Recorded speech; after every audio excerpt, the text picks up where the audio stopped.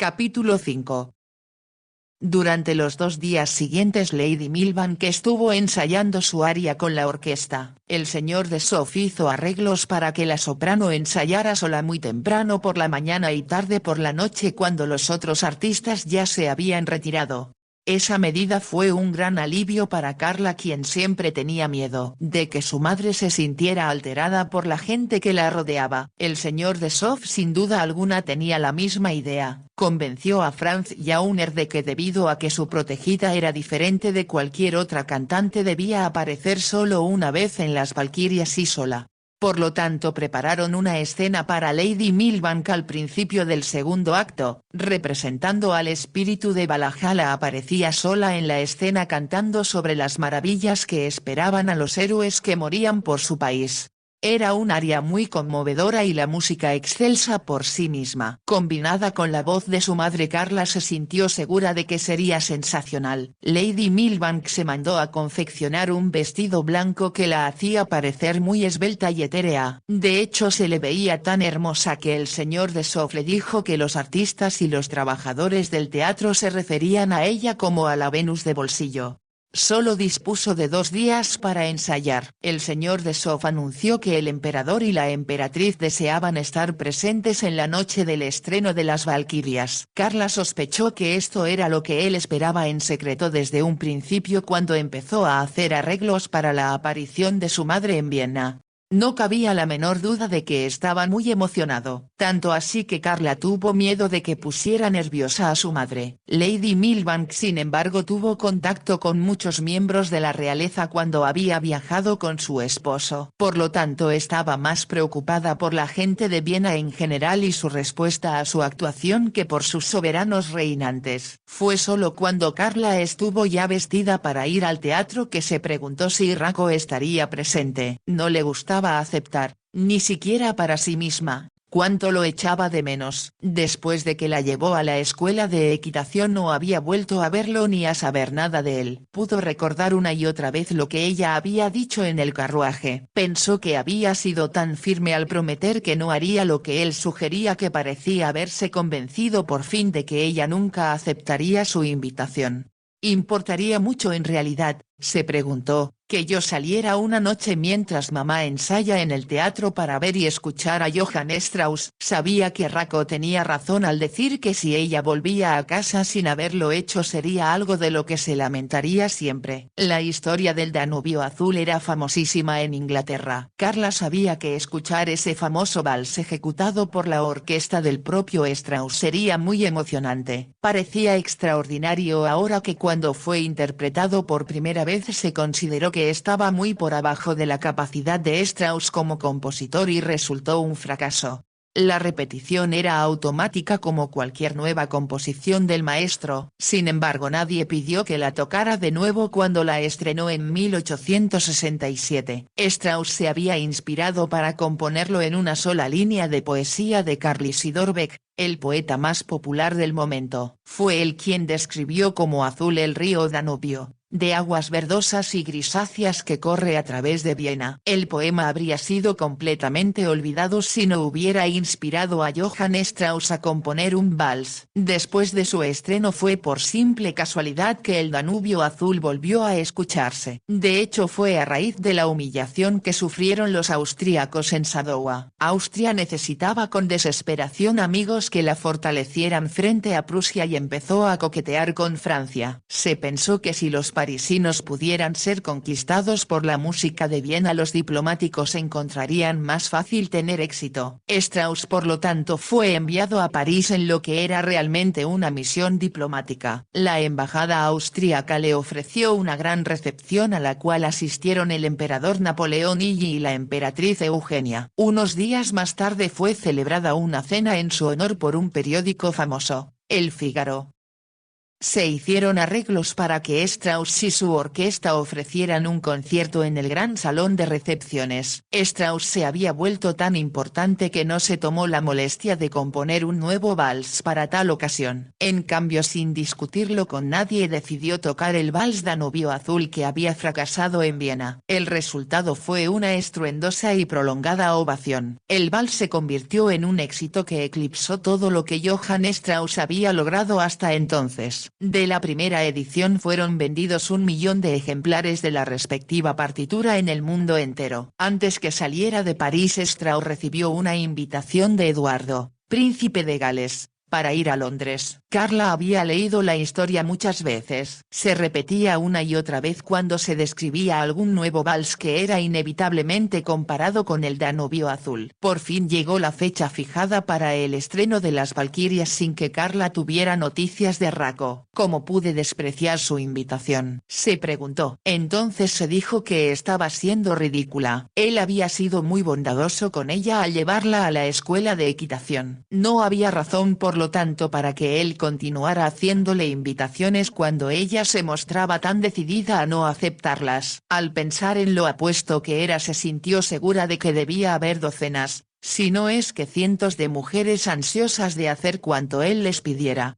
Por ello era de esperarse que se aburriera de una mujer tan ocupada en cuidarse a sí misma que decía no a todo lo que él sugería. Se vistió con uno de sus trajes más bonitos y después de mirarse al espejo se preguntó si Racco la consideraría realmente hermosa. Pensó que lo mejor que podía hacer era olvidarlo. Debía concentrarse en su madre y orar para que ella ganara lo suficiente como para que volvieran a Londres. Al mismo tiempo, Carla comprendió que no importando lo reprensible que pudiera ser el hecho de que Lady Milbank se presentara en un escenario, ella lo estaba disfrutando enormemente.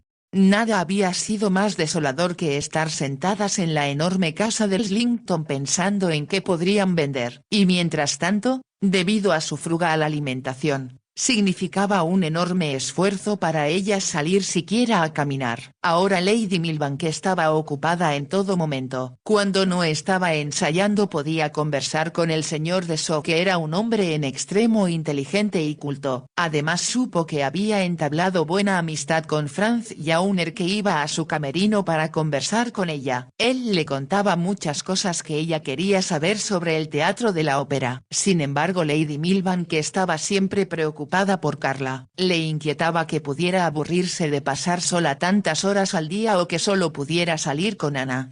Una vez que pase la noche del estreno, queridita, le dijo, tendré más tiempo para estar contigo. El señor de Shaw está haciendo trámites para que vayamos después a Madrid y eso será algo que las dos disfrutaremos mucho. Yo estoy feliz de estar aquí, mamá, contestó Carla. Pero como dices, tan pronto como dispongas de tiempo podremos visitar ambas muchos lugares en esta ciudad.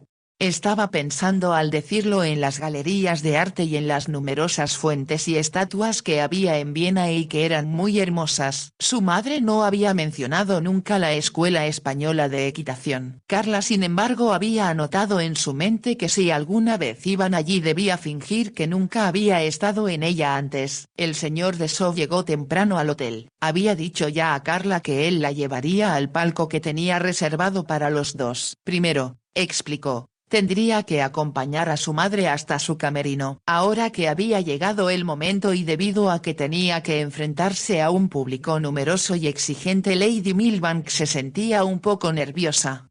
Estaba pálida y cuando entró en su dormitorio para ponerse un largo abrigo de terciopelo con el cual ir al teatro, Carla murmuró al señor de Shaw, considero que debe usted quedarse con mamá hasta el momento en que tenga que ir al escenario. Él asintió con la cabeza para demostrar que había comprendido. Cuando Lady Milbank salió a la salita, dijo en su acostumbrada forma gentil de hacer las cosas, estás tan hermosa, si no es que más como yo esperaba que estarías. Esta noche vas a hacer que me sienta un hombre muy orgulloso. Espero no fallarte, contestó Lady Milbank. No lo harás. Y yo siento que si he logrado algo meritorio en mi larga carrera es lo que voy a hacer esta noche, ofrecer al mundo algo que siempre me ha faltado. La música que solo puede venir de las estrellas. Lady Milbank se echó a reír y puso su mano en la del señor de Shaw. Eres tan bondadoso, Gustav, exclamó, y tú sabes que cualquier éxito que pudiera yo tener va a ser completamente tuyo. Al escucharlo Carla pensó que era muy astuto de su parte hacer que la cantante pensara en él y no en sí misma. Cuando recorrieron la corta distancia que había hasta el Teatro de la Ópera en el cómodo carruaje del señor de Sof deslizó su mano en la de su madre y dijo: «Me siento tan orgullosa de ti mamá. Yo sé que después de esta noche todos en Viena estarán hablando de la Venus de bolsillo». Lady Milbank rió. «No sé a quién se le ocurrió un apodo tan ridículo». «Eso nunca lo sabremos», repuso Carla, «pero estoy segura de que la emperatriz te admirará porque ella piensa que las mujeres deben ser esbeltas mientras que el emperador gusta de las mujeres gordas».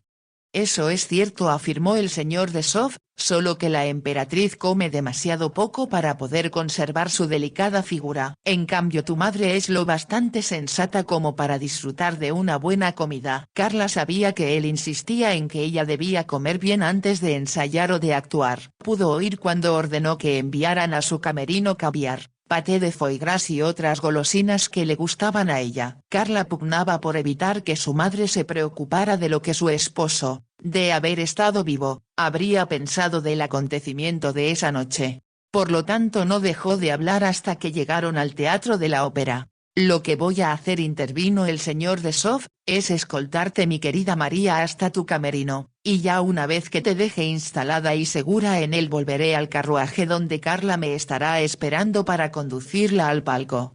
«Eso me parece muy bien», observó Lady Milbank. Se volvió hacia Carla. «Espero que estarás bien queridita y yo pensaré en ti y en Gustav mientras estoy cantando». «Te deseo la mejor de las suertes querida mamá», repuso Carla besándola. Y cuando el señor de Sof ayudó a Lady Milbank a bajar del carruaje ella permaneció sentada muy tranquila esperando a que él volviera. Una vez más se sorprendió pensando en Racco y deseando que estuviera con ella. Sin duda alguna él debía suponer que estaría entre el auditorio esa noche. Le parecía extraño que él se mostrara tan poco interesado. No hubo señales de Racco cuando estuvo en el teatro el día anterior. Esa mañana había permanecido sentada en el palco casi una hora pero él nunca apareció. Tampoco, y daba gracias al cielo por ello, había vuelto a ver al varón. Sabía que éste seguía en el hotel pero Carla había tenido buen cuidado de no bajar nunca sola. Cuando salía a caminar con Ana lo habían hecho a través de una puerta lateral y de esa forma evitaban cruzar el vestíbulo de la recepción. Más pronto de lo que ella esperaba el señor de So volvió al carruaje. «Ven conmigo querida», indicó. «Te llevaré al palco». Debido a que él tenía privilegios especiales entraron por una puerta que no era usada por el público. Una escalera lateral los condujo hasta el círculo real sin tener que utilizar la muy impresionante escalera pública. La sección de luneta empezaba a llenarse y en el área de arriba el anfiteatro y la galería estaban pletóricos de gente. Mujeres en traje de noche empezaban a ocupar los palcos acompañadas por caballeros de levita y corbata blanca. Al mirar a su alrededor Carla observó que la mayoría de los palcos estaban aún vacíos. El palco real esperaba lleno de flores al emperador y a la emperatriz. El teatro había cobrado vida y esplendor y parecía muy diferente a como se viera durante los ensayos. Reinaba además un aire de expectación que parecía dominarlo todo. Numerosos asistentes caminaban deprisa de un lado a otro vestidos con el elegante uniforme que era tradicional. Carla pudo ver que había hombres en el foso de la orquesta acomodando en los atriles sus hojas con la partitura que iban a interpretar. Debido a que consideraba que debía pensar en su madre y no en ella misma Carla se sentó en la silla del palco que ofrecía una mejor vista del escenario. Cuando vio el telón cerrado oró porque su madre alcanzara el éxito esperado y que no tuviera miedo. El señor de Sof se movió con inquietud de un lado a otro del palco hasta que como sin poderse reprimir dijo: «Será mejor que vuelva al lado de tu madre querida. Tú estarás bien aquí, estoy seguro. Y volveré antes que le toque el turno de cantar». «No se preocupe por mí», contestó Carla. Yo estoy segura de que mamá se sentirá más tranquila si usted está a su lado. Eso era lo que el señor de So quería oír. Salió de allí a toda prisa. Una vez que él se fue, Carla sintió una sensación de alivio. Prefería estar sola con sus pensamientos. Era difícil conversar cuando tanto ella como el señor de So no hacían otra cosa sino pensar en la nueva cantante. Ahora se dio cuenta de que la gente empezaba a llenar el teatro y que los palcos se iban ocupando uno a uno. Las damas se habían vestido con sus mejores galas para la ocasión. Las tiaras que lucían en la cabeza y los collares que rodeaban sus cuellos brillaban y lanzaban destellos. Parecían casi demasiado espectaculares como para no formar parte de la función misma. Empezó a pensar cuando se dio cuenta de que solo el palco real continuaba vacío, que tal vez el emperador y la emperatriz habían cambiado de opinión. De pronto la orquesta que había estado tocando con mucha suavidad empezó a interpretar el himno nacional. Todo el público se puso de pie. Cuando Carla se volvió a mirar hacia el palco real pensó que ninguna mujer podía verse más hermosa que la emperatriz. Su cabello rojo lo llevaba acomodado en lo alto de la cabeza, su tiara de esmeraldas, que era casi una corona, hacía que su piel pareciera translúcida. Su aspecto no solo era hermoso sino exquisito cuando permaneció unos momentos de pie sosteniendo un ramo de orquídeas. Carla encontró que era imposible ver al emperador o a nadie más de los ocupantes del palco. Cuando terminó el himno nacional el aplauso vibró a través del teatro. La emperatriz inclinó la cabeza e hizo un gracioso gesto con la mano antes de sentarse junto a su esposo. Empezó la obertura y la luz fue disminuyendo a medida que el telón se iba levantando. Fue entonces, por encima del ruido de la música, que Carla percibió que una voz profunda preguntaba atrás de ella. ¿No corre ningún peligro estando sola? No había necesidad de preguntar quién hablaba. Sintió que su corazón le daba un vuelco dentro del pecho. Le tomó un instante comprender que Rako no estaba en el palco junto a ella sino en el contiguo, sentado tan cerca del palco en cuya orilla se encontraba ella que era como si le estuviera hablando al oído. No vuelva la mirada hacia aquí sino que mantenga la vista fija en el escenario. Carla hizo lo que él le decía aunque al mismo tiempo era consciente de él intensamente. Hubiera querido volver la cabeza y mirarlo a los ojos. ¿No me ha extrañado?, preguntó. ¿En dónde ha estado usted?, preguntó Carla con un murmullo. Tuve un asunto que atender fuera de Viena. Pensé que tal vez se había olvidado de mí. A ella le pareció, aunque no podía ver sus labios, que él sonreía. ¿En verdad pensaba que tal cosa fuera posible? Pensé en usted todos los días y soñé con usted todas las noches. La forma en que lo dijo produjo en Carla sensaciones desconocidas hasta entonces. Mientras lo escuchaba casi no se daba cuenta de que la música de Wagner llenaba todo el ambiente. Tampoco se daba cuenta de nada de lo que estaba sucediendo en el escenario. ¿Qué ha hecho usted?, preguntó Rako. Casi nada. He permanecido aquí durante los ensayos y he salido a caminar acompañada de una doncella. Así lo imaginé. Yo sabía que si estaba usted sola aquí hubiera podido estar con usted. Carla no contestó y él prosiguió diciendo. Si está preocupada por su amiga, he oído que tiene una voz extraordinaria. Toda Viena está esperando escucharla. Carla comprendió que estaba tratando de impedir que ella se sintiera angustiada y pensó que era peculiar de él mostrarse tan considerado. Estoy orando porque todo sea como usted dice. Me imaginé que eso era lo que estaba haciendo. ¿Ha vuelto a la catedral de San Esteban? Sí. ¿Encendió una vela por mí? Carla no contestó. En realidad eso era lo que había hecho aunque se dijo que la estaba encendiendo por su madre. Sin embargo, ¿cómo hubiera podido evitar el estar orando al mismo tiempo implorando que Rako estuviera pensando en ella? Se había aferrado a la esperanza también de que le sería posible volver a verlo. No ha contestado a mi pregunta, insistió él con suavidad.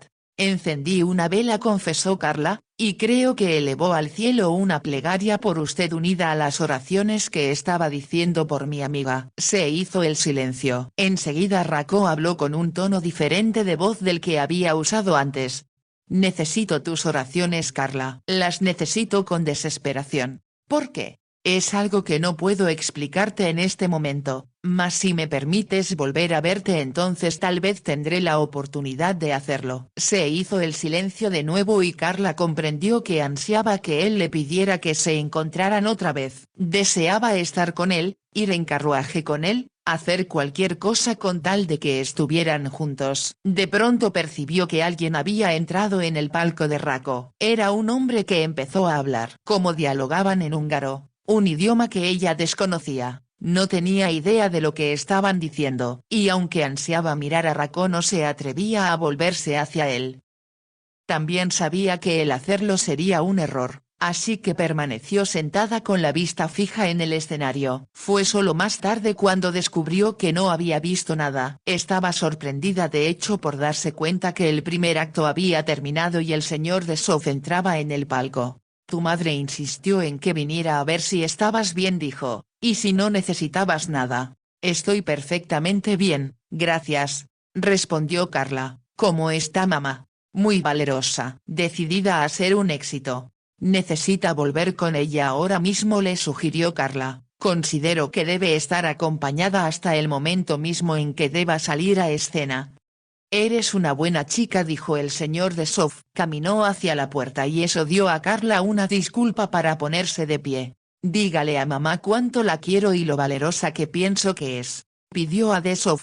Lo haré, contestó este con una sonrisa y salió del palco. Carla pudo entonces darse la vuelta, caminar unos pasos hacia adelante y asomarse al palco contiguo para ver a Rako. Al hacerlo, de pie como lo estaba la mayor parte de la gente que conversaba en pequeños grupos, se dio cuenta de que el palco estaba vacío. Rako ya no estaba allí. Por un momento sintió como si la hubiera abandonado. Después se sintió segura de que como tantos otros caballeros había bajado al bar, o tal vez estaba visitando algún otro palco y cambiando impresiones con sus amigos. Carla no quería que se fijaran en ella, así que se movió hacia el fondo del palco. Se sentó en una silla donde estaba fuera del alcance de la vista de los demás. Pensó al hacerlo que se sentía muy diferente de como lo hacía cuando llegó al teatro. Algo parecía haber cobrado vida dentro de su cuerpo. La música, la gente, las luces y el gran auditorio. Todo era muy emocionante, pero lo más emocionante era el hecho de que había encontrado a Rako de nuevo, o más bien que él la había encontrado a ella. Quería verlo, quería hablar con él, reconoció para sí. Sabía que si era franca los últimos días habían sido aburridos y monótonos porque no tuvo noticias de él. ¿Cómo puedo ser tan tonta?, se preguntó. Para él solo soy un barco que cruza por la noche. Pensó que tal vez ella lo divertía porque era muy diferente de otras mujeres. No había aceptado todas sus invitaciones y cuando lo hizo se mostró siempre muy cuidadosa al respecto. Se daba perfecta cuenta de que un hombre tan atractivo como Rako debía tener muchas mujeres en su vida. Ella había observado a los hombres de varias naciones que hacían cumplidos a su madre, le besaban la mano y la miraban con ojos de admiración. Carla era demasiado inteligente como para no comprender que habrían coqueteado con ella si Lady Milbank les hubiera dado el más pequeño aliciente para hacerlo. Los hombres galanteaban a cuanta mujer hermosa cruzaba por su camino. Los había visto hacerlo con sus compañeras de mesa cuando a ella le habían permitido bajar a almorzar con los invitados. Observó asimismo cómo las mujeres plegaban los labios y les dirigían miradas provocativas. Sabía que era el tipo de juego amoroso en el que participaban todos los hombres jóvenes y apuestos, sobre todo los franceses y los italianos. En suma todos, sin importar su nacionalidad, se sentían atraídos por una mujer hermosa. Su padre había tenido razón al proteger a su madre celosamente. De pronto pensó en el varón y se estremeció. Era el tipo de hombre que ella tendría que evitar y no solo en Viena. En cualquier lugar al que la llevara la voz de su madre tendría que mantenerse en guardia. Nunca podría olvidar lo atemorizada que se había sentido. El intermedio había terminado y eso fue anunciado por el sonido de un timbre eléctrico. El público volvió a toda prisa a sus asientos. Ahora Carla concentró sus pensamientos en su madre. Si por alguna nefasta casualidad su madre no alcanzaba el éxito que el señor de Sof esperaba, tendrían que regresar a Londres sin que eso preocupara a nadie más que a ellas. Volverían a tener los mismos problemas que afrontaron antes, sin ninguna esperanza para el futuro. Por favor, Dios mío, permite que mamá tenga éxito. Oró Carla. Apretó con fuerza los dedos hasta lastimarlos. Cuando de nuevo se levantó el telón, una voz profunda atrás de ella dijo: no te preocupes, todo resultará tan maravilloso como estás pidiendo al cielo que lo sea. ¿Cómo sabe que estoy asustada?, preguntó Carla. Tengo la misma intuición que tú, contestó Rako, y yo sé que todo saldrá bien. Al fin el telón terminó de levantarse. La música se hizo más suave y Carla vio por primera vez la escena que Franz Jauner había diseñado especialmente para su madre. Era muy hermosa y etérea, parecía del todo insustancial. Al mismo tiempo había estrellas entre las nubes y un cielo por encima de su cabeza. Enseguida se vio como si una figura flotara, más que caminara, hacia el centro del escenario. Ella también parecía tan abstracta que era imposible creer que fuera humana. Cuando Lady Milbank empezó a cantar, Carla sintió como si todo el teatro hubiera contenido el aliento. Su voz era tan pura, tan exquisita que parecía provenir de la gloria. La cantante en su papel de espíritu de Valhalla decía a los héroes que habían muerto que la muerte no existía en realidad, pues la vida era eterna. Era una aria hermosa, pero Carla comprendió que la voz de su madre la hacía especial, diferente de cualquier cosa que se hubiera escuchado antes. Era como el señor de Sof opinara, la voz de un ángel. Mientras cantaba, su voz pareció elevarse más y más alto hasta que alcanzó notas que nunca habían sido escuchadas. Súbitamente, tal como había aparecido entre nubes blancas, estas la envolvieron y se desvaneció. Por varios segundos se le rindió el más respetuoso homenaje que existe, el silencio absoluto. Transcurrido estallaron los vítores y los aplausos y el público se puso de pie espontáneamente. Fue una ovación sin precedentes y sin comparación con las grandes ovaciones que se habían escuchado en el mismo teatro. Pero debido a que Franz Jauner era un empresario sin igual, para asombro de todo el público, la cantante no reapareció. En cambio, la escena se transformó en el acostumbrado segundo acto de las Valquirias. Allí estaba Brunilda cantando las arias familiares a Siegmund, pero sin la magia que Lady Milbank había llevado a la ópera. En tanto todos se ponían de pie y ovacionaban, Carla no se había movido. Se quedó sentada, inmóvil en su silla, sin darse cuenta de que las lágrimas corrían por sus mejillas. Ahora, cuando todos volvían a sentarse y continuaba la función, oyó a Rako decir en voz muy baja: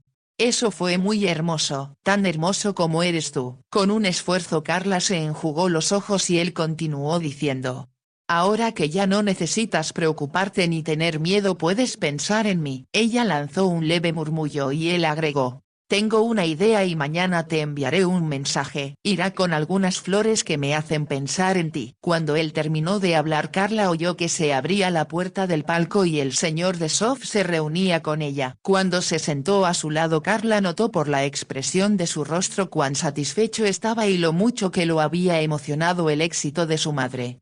¿Está ella bien?, preguntó Carla. Maravillosamente bien, contestó él. Pero quiere volver al hotel. ¿Al hotel?, repitió Carla, ¿y no tendrá que aparecer al final? El señor de Sof movió la cabeza negando. Jauner y yo lo decidimos entre nosotros. Todos están esperando volver a verla. Sin embargo, se van a llevar una desilusión. Habrá protestas y abucheos porque ella no aparecerá para recibir las flores y los aplausos que la están esperando. Por un momento Carla se concretó a mirarlo con fijeza, luego inesperadamente se echó a reír. Comprendo cómo intrigará tal actitud a todos, comentó. Así acudirán al teatro de nuevo una y otra vez hasta que puedan verla. Exactamente. Y debido a que tu madre es diferente del artista común, resentirán que ella no aparezca al final. No obstante, eso será un detalle más que la hará exclusiva. Carla se puso de pie. Entonces vámonos, sugirió. Salieron del palco y descendieron por la ancha escalera que los condujo a la puerta por la que habían entrado. El carruaje del señor de Sof estaba esperando. Una vez que instaló a Carla en él, volvió para ir a buscar a Lady Milbank, envuelta en el largo abrigo de terciopelo que la cubría y con una estola de gasa sobre la cabeza. La soprano cruzó presurosa el pavimento y subió al carruaje que estaba esperando. Se sentó junto a Carla. «Estuviste fantástica, mamá», exclamó Carla. No hay otra palabra para describirla. añadió el señor de So, quien se sentó frente a ella. ¿Estás segura, mi querida María, de que no te importa irte antes del gran final? No, me siento aliviada y muy feliz de poder retirarme ahora, repuso Lady Milbank. Hicieron en el carruaje el breve recorrido hasta el hotel. Ya en la suite el señor de Sof se dedicó a supervisar la cena que había ordenado mientras Carla entraba en el dormitorio de su madre con ella. Estuviste maravillosa, mamá, le aseguró, y casi no podía creer que fueras tú. Debido a que era tan difícil ver a través de la neblina que crearon, y a que tenía las luces sobre los ojos, no me era posible ver al público y terminé por olvidarme de él. Pensé que estaba cantando para ti, queridita, como lo hacía cuando eras pequeña, y después de eso fue muy fácil para mí. Carla abrazó a su madre. Nunca imaginé que un público pudiera aplaudir con tal frenesí. Los hombres estaban de pie gritando y agitando los brazos. Hacían más ruido que cualquier cosa que Wagner haya podido componer. Lady Milbank se echó a reír. Se había quitado el abrigo y lo había puesto sobre la cama. Ahora se estaba arreglando el cabello ante el espejo. Fue muy divertido, comentó, que hayamos podido escapar de este modo. Si hay flores para mí, me las pueden enviar sin provocar la envidia de Brunilda y las demás cantantes. Se dirigió entonces hacia la salita. El señor de Sof se puso de pie y le entregó una copa de champaña. El público saldrá del teatro comentando tu desaparición, dijo. Yo le estaba comentando a Carla lo feliz que me siento de estar sola con ustedes dos aquí, declaró Lady Milbank. ¿Te das cuenta de que al terminar la función el público va a pedir que salgas? Preguntó el señor de Sof. Si desean verme y escucharme de nuevo, tendrán que volver a pagar mañana su entrada al teatro. Creo que fue una idea genial, opinó Carla. De cualquier modo sería un error que mamá fuera vista por el público demasiado cerca porque alguien podría identificarla. Lady Milbank exhaló un leve grito. Nunca pensé en eso. No necesitas preocuparte, la tranquilizó el señor de So con rapidez. Se te ve muy diferente con el maquillaje y el cabello cubierto. Sí, desde luego, reconoció Lady Milbank, mas espero que mañana en la noche, y todas las noches, seguiré escapando. Discutiremos eso con Yauner, prometió el señor de So. Por el momento tranquilízate y disfruta de la cena. Yo sé que tienes hambre. Creo en realidad que estoy demasiado emocionada para comer, declaró Lady Milbank, pero supongo que tú estás cuidando más de mi voz que de mi persona, así que trataré de comer. La cena estuvo deliciosa. Carla rió de las cosas que el señor de Sof les contó que sucedieron entre bambalinas. Les comentó, por ejemplo, que uno de los caballos se había comido toda la avena destinada al caballo de Brunilda y necesitaron mandar por nueva provisión. Yo hubiera querido ver la cabalgata de las Valquirias esta noche, confesó Carla. Hubo tantos problemas en el ensayo final que casi no puedo creer que haya salido todo a la perfección. Lo verás mañana, le ofreció el señor de So con aire tranquilizador. Tan pronto como terminaron de cenar insistió en que Lady Milbank se fuera a la cama. Sin importar lo que digas, murmuró, ha sido una gran tensión. En lo personal me siento exhausto. Nos iremos a descansar como sugieres, contestó Lady Milbank, y gracias a Dios mañana no necesito levantarme temprano para ensayar. Puedes quedarte en la cama hasta la hora del almuerzo, dijo el señor de Sof. Vas a recibir docenas de invitaciones, pero yo espero que almorzarás conmigo. Desde luego, aceptó Lady Milbank. Solo cuando llegó a su propia habitación pudo Carla pensar en Racco. Le produjo una cálida sensación interna su regreso y el que hubiera prometido enviarle otra invitación. Solo esperaba poder aceptarla. Y mientras pensaba en él comprendió que por difícil que fuera, sin importar lo mucho que la molestara su conciencia, haría lo que Racco quisiera. Sin él sentía que algo le faltaba. No quería traducir eso en palabras, más bien sabía que su corazón cantaba porque él estaba pensando en ella.